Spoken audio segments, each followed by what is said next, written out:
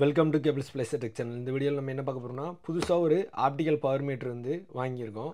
எதனால் இந்த மாடல் வாங்கினோம்னா, இதோட விலை வந்து 4000 ரூபாய்க்கு நம்ம வாங்கியிருக்கோம். ஆனால் இதே மாடலில் உள்ள பவர் மீட்ரு வந்து வேறு கம்பெனிலையும் வருது. அது வந்து 7000 ரூபா, 7500 ரூபா, 5500 ரூபா, 6000 ரூபான்னு இப்படி பிராண்டோட பேருக்கு ஏற்றாப்புல ரேட்டில் ஒவ்வொரு ரேட்டில் விற்கி. ஆனால் இதோட விலை வந்து 4000 ரூபா. ஸோ இது எப்படி வேலை செய்யுது அப்படிங்கிறது தான் பார்க்க போகிறோம். இந்த மாடலில் பார்க்கும்போது உங்களுக்கு தெரியும், நிறைய கம்பெனி சேம் மாடலில் பிராண்ட் அவங்களோட பிராண்டோட பேர் மட்டும் போட்டு நல்ல ரேட்டில் விற்காங்க. அதே மாடல் பவர் மீட்ரு தான் சேமாக. இதில் என்ன வருது அப்படின்னா, ஒரு ஆப்டிக்கல் பவர் மீட்ரு வருது, கழுத்தில் போடுறதுக்கு ஒரு ஸ்ட்ராப் வருது, அதுக்கடுத்து ஒரு எஸ்சி கனெக்டர் வந்து கொடுத்துருக்காங்க, 2 பேட்ரி வந்து வருது. ஓகே, இப்போ இதில் வந்து டைரெக்டாக ஃபைபர் வந்து கோரையே உள்ளே கொடுத்து பார்க்கலாம். இதே மாடல் பவர் மீட்டர் வந்து 7000 ரூபாய்க்கு வருது. அதே மாடலில் இது வந்து 4000 ரூபா. சேம் ஆப்ஷன் தான், சேமாகவே வேலை செய்யும். என்ன பிராண்டு பேர் இல்லாமல், அவ்வளோதான். ஓகே, இந்த பவர் மீட்டரில் மொத்தம் 2 போர்ட்டு கொடுத்துருக்காங்க. ஃபஸ்ட் போர்ட் வந்து நம்ம ஆப்டிக்கல் பவர் செக் பண்ணுறது, 2ஆவது போர்ட் வந்து விஎஃப்எல் லைட் வந்து யூஸ் பண்ணுறதுக்கு. இந்த பட்டனை லாங் ப்ரெஸ் பண்ணும்போது விஎஃப்எல் லைட் வந்து உங்களுக்கு எனபிள் வந்து ஆயிரும். வேறு என்னென்ன பட்டன்லாம் கொடுத்துருக்காங்கன்னா, மீட்டரை ஆன் பண்ணி ஆஃப் பண்ணுறதுக்கு ஒரு பட்டனு, அதுக்கடுத்து ஆப்டிக்கல் பவர் என்ன அப்படிங்கிறத ரெஃபரன்ஸ் வேல்யூவாக சேவ் பண்ணி வைக்கிறதுக்கு 2ஆவது பட்டனு, 3ஆவது இருக்க பட்டன் வந்து உங்களுக்கு விஎஃப்எல் லைட் வந்து லாங் ப்ரெஸ் பண்ணிங்க அப்படின்னா விஎஃப்எல் லைட் வந்து ஆன் ஆகும். மறுபடியும் லாங் ப்ரெஸ் பண்ணிங்கன்னா லைட் வந்து ஆஃப் ஆயிரும். சிங்கிள் ப்ரெஸ், ஒரு ப்ரெஸ் மட்டும் பண்ணிங்கன்னா அந்த டிஸ்பிளே லைட் மட்டும் அடிக்கும்.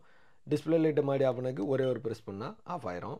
வேவ் லென்த்தை சேஞ்ச் பண்ணதுக்கு இந்த பட்டன் நமக்குனிங்கன்னா வேவ் லென்த் வந்து சேஞ்ச் ஆகும். அதுக்கடுத்து டிபிஎம்மா டிபியா அப்படிங்கிறத சேஞ்ச் பண்ணதுக்கு இந்த பட்டனை வந்து யூஸ் பண்ணிக்கணும். இவ்வளோதான், சிம்பிள் கான்செப்ட் தான்.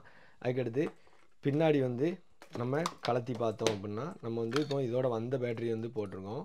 இதில் வந்து ரீசார்ஜபிள் பேட்டரியும் போட்டு சார்ஜ் பண்ணிக்கலாம். அப்படின்னு பார்த்தோம்னா சைடில் எந்த போர்ட்டுமே சார்ஜிங் பண்ணதுக்கு போர்ட் வந்து இல்லை அப்படின்னு நீங்கள் நினைக்கலாம். ஆனால் சார்ஜிங் போர்ட் வந்து இருக்குது. எங்கே இருக்குது அப்படின்னா, இந்த வாரண்டி ஸ்டிக்கருக்கு பின்னாடி ஒளிச்சு வச்சுருக்காங்க. அது ஏன் ஒளிச்சு வச்சுருக்காங்க அப்படிங்கிறது தெரியலை. உங்களுக்கு ஓப்பன் பண்ணி காட்டுதேன்.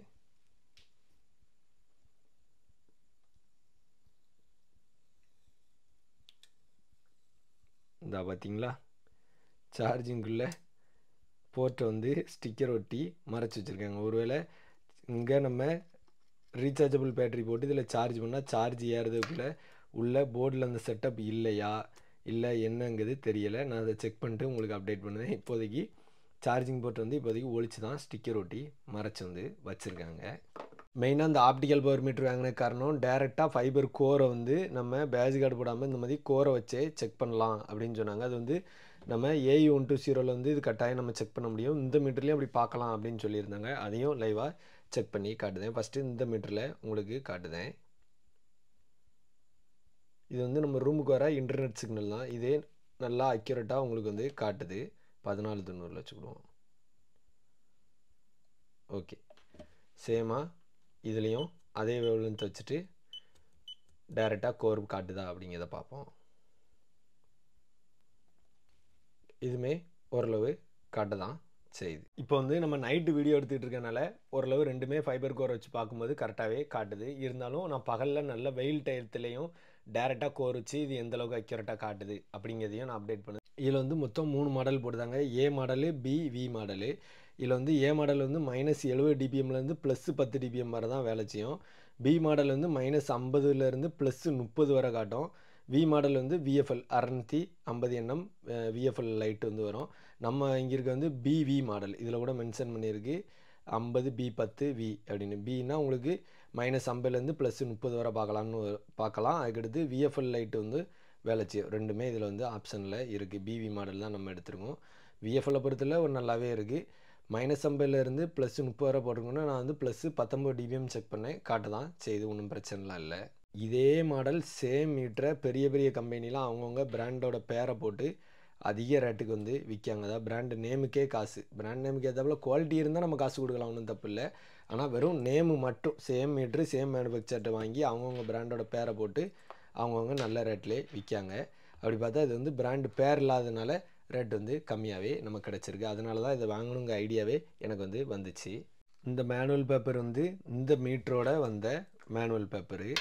இந்த மேனுவல் பேப்பரில் நல்லா பார்த்துடுங்க. ப்ராடக்ட் ஓவர் வியூன்னு ஒன்று இருக்கா, அதுக்கடுத்து ப்ராடக்ட் ஃபீச்சர்ஸு, அப்படியே கீழே பார்த்துடுங்க டெக்னிக்கல் ஸ்பெசிஃபிகேஷன்ஸ், அடுத்து பின்பக்கம் இந்த காலத்தையும் பார்த்துக்கிடுங்க. அதுக்கடுத்து ரொட்டீன் மெயின்டெனன்ஸ் இவ்வளோத்தையும் பார்த்துக்கிடுங்க. கீழே ஸ்டாண்டர்ட் கான்ஃபிகரேஷன் இவ்வளோத்தையும் பார்த்துக்கிடுங்க. அப்படின்னு சொன்னோம்னா இதே மாடலில் நிறைய மீட்டர் இருக்குதுன்னு சொன்னோம்ல, அதான் வேறு கம்பெனியில் அந்த மீட்டரோட ஸ்பெசிஃபிகேஷன் பிடிஎஃப் ஃபைலில் டவுன்லோட் பண்ணிங்கன்னா இதில் இருக்க மாடல் நம்பரு HPC 50B10V இந்த இதுக்கு பதில் அவங்களோட நம்பர் வந்து போட்டிருக்கோம். மீதி இருக்க எல்லாமே அப்படியே அடிச்சாங்காப்பியுமே சேமாக தான் இருக்கும். இந்த இதில் என்ன பண்ணியிருப்பாங்கன்னா இந்த சைடில் இருக்க ஸ்பெசிஃபிகேஷன் மட்டும் மேலே கீழே மாற்றி போட்டிருப்பாங்க. மற்றபடி இங்கூடி எல்லாமே சேமாக அப்படியே தான் இருக்கும். இந்த காலம் கூட சேமாக தான் போட்டிருக்காங்க. நான் இதில் சேமாக என்னென்ன பிராண்ட் இருக்கோ அதில் சந்தேகப்பட்டு அந்தந்த பவர் மீட்டரோட ஸ்பெசிஃபிகேஷன் பிடிஎஃப் ஃபைலெல்லாம் டவுன்லோட் பண்ணி வெப்சைட்லேருந்து செக் பண்ணி பார்த்தேன். எல்லாமே சேம் தான். ஸோ சேமான ஒரே மேனுஃபேக்சர்லேருந்து தான் வாங்கி அவங்கவுங்க பேர் போட்டு விற்காங்கங்கிறது கட்டாயம் உண்மை தான். இந்த மீட்டரோட விலை வந்து 4000 ரூபாய்க்கு நம்ம வாங்கியிருந்தோம். இந்த மீட்டர் வந்து நீங்கள் வாங்கணும் அப்படின்னு முடிவு பண்ணிங்கன்னா ஃபஸ்ட்டு இதோட கம்பேரிசன் வீடியோ, அதுக்கடுத்து நான் இன்னும் ஃபீல்டில் டெஸ்ட் பண்ணி அதில் ஏதாவது ப்ளஸ் மைனஸ் இருக்கா அப்படின்னு நான் கட்டாயம் இன்னொரு வீடியோவில் அப்டேட் பண்ணுவேன். அந்த வீடியோ கட்டாயம் பார்த்துட்டு அதுக்கடுத்து நீங்கள் வாங்குங்க. ஏன்னா இது வந்து நம்ம டெல்லியில் இருந்தால் வாங்கியிருந்தோம். வாரண்டி ஸ்டிக்கர் ஒட்டியிருந்தாலும் வாரண்டிலாம் வந்து எதுவுமே கிடையாது. Just use and throw model தான். இப்போ நம்ம வாங்கியிருக்கோம், ஏதோ ஒரு ஃபால்ட்டு அப்படின்னா நமக்கு சர்வீஸ் சப்போர்ட்லாம் எதுவுமே கிடையாது. அதனால் ஓட தண்டிக்கும் நமக்கு லாபம். என்ன ஒன்று டேரெக்டாக கோரை வச்சு பார்க்க ஆப்ஷன் இருக்கிறதுனால இந்த மாடலை சூஸ் பண்ணேன். விலையும் கம்மி அப்படிங்கிறனால சூஸ் பண்ணேன். யூஸ் பண்ணிவிட்டு நான் கட்டாயம் அப்டேட் பண்ணுவேன். அதுக்கடுத்து 1500 1200 விற்க சின்ன மீட்ரு வந்து நிறைய பேர் என்ன சொல்கிறாங்கன்னா ஒரு வருஷம் கூட உழைக்க மாட்டேங்கி, ஒரு 6 மாதம் 7 மாதம் உழைக்கும் முன்னாடி ரீடிங் வந்து தப்பாக காட்டுது அப்படின்னு சொல்லியிருந்தாங்க. அந்த மீட்டர்லையுமே சில மீட்ரு வந்து ஆர்டர் போட்டிருக்கேன். அதையும் செக் பண்ணிவிட்டு நான் என்ன அப்படிங்கிறத கட்டாயம் அப்டேட் வந்து பண்ணுவேன். அதுக்கடுத்து இந்த மாடலில் மீடியம் மாடல், அதாவது 1500 டு அதுக்கடுத்து டிவிசரில் வந்து 15000 20,000க்கு மீட்ரு போயிருது. இந்த இடப்பட்ட பட்ஜெட்டில் எது நல்லாயிருக்குன்னு நிறைய பேர் கேட்டிருந்தாங்க. அதை செக் பண்ணணுங்க நோக்கத்துக்காண்டி தான் இந்த வீடியோவே.